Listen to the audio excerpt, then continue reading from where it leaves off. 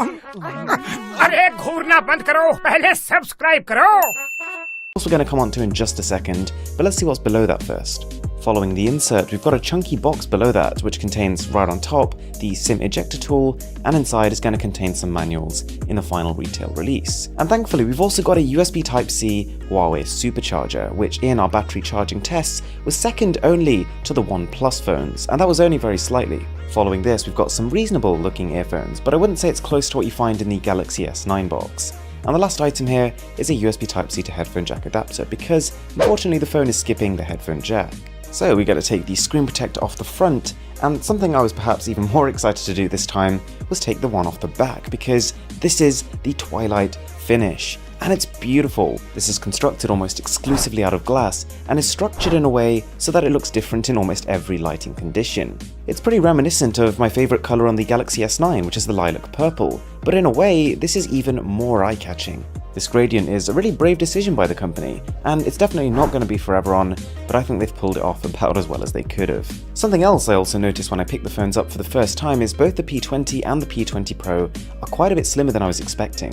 And when you combine this with seamless curved edges, the way the back blends into the sides of the phone, which blends into the front of the phone, in a way, it's actually less interrupted as a shape than Samsung's flagship, which becomes even more impressive when you consider that they've managed to fit a 4000 mAh battery inside.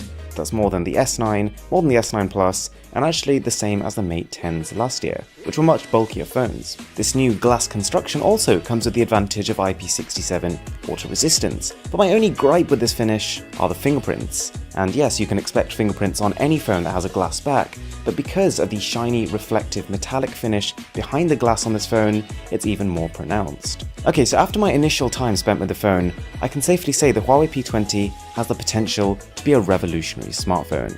And there are two key areas it stands out: camera hardware and artificial intelligence, which has many implications for the user experience, speed, and also ties into the camera. But before we even get to that, the company has taken a pretty unusual direction with the phone's display. They call this a full view display for obvious reasons, and it is a 6.1-inch 18.7:9 aspect ratio screen, which makes it very slightly taller than the S9 phones, but the resolution here is significantly lower. We've got 2240 by 1080, which is more comparable to phones like the OnePlus 5T, a much cheaper device. Not to say it's bad, it's definitely sharp enough, and OLED tech gives us a kick in the contrast department, but it's just not outstanding. And you've also probably been drawn to the notch at the top, a trend that people haven't exactly been the most receptive to. But it does mean the top bezel, generally speaking, is quite a lot slimmer than competing phones, but unfortunately this is compensated for by the phone's slightly larger than average chin. So it's not a bad phone in terms of screen to body ratio, but again, it's not breaking new ground in this area. If you really don't like the notch, the company has a pretty strange option here to disable it entirely, adding a black bar there instead. And thankfully, there's a lot of flexibility here with the navigation bar. They allow you to change the arrangement of buttons, the number of buttons, and also disable it entirely, after which all applications become completely full screen and you can access all the commands just using the fingerprint scanner on the front. Alright, that's all well and good, but one thing that made me a little bit nervous about these devices was the power. Now 4 plus 6 gigs of RAM depending on the model is great, but the Kirin 970 is Huawei's 2017 flagship chip. It feels very fast though, and this responsiveness is most likely down to the AI capabilities, an area where the Kirin 970 does in fact trump other, even 2018 system-on-a-chips. In its current state though, AI on these phones will only really help in apps that it's been programmed to, so you'll feel it in the UI, the camera, etc., but in terms of gaming performance, it will lag behind.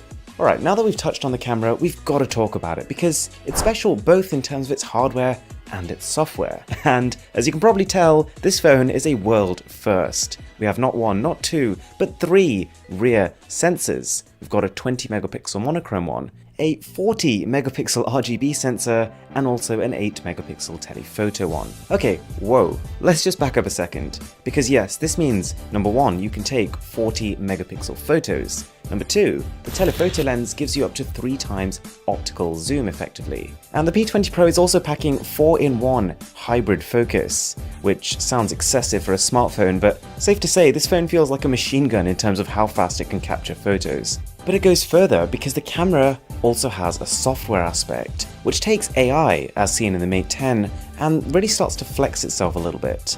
We've got AI-based stabilization, focus tracking, which keeps track of objects that are moving and also predicts where they're going to be moving to keep them in focus. And Huawei has built on the foundations of the Mate 10 in terms of its ability to recognize objects and create color profiles accordingly. The P20 and the P20 Pro, they recognize a wider variety of objects, they recognize them faster, and they also apply the color effects almost instantaneously. And the P20 Pro seems to be in a different league altogether when it comes to recognizing and responding to faces, i.e. portrait mode.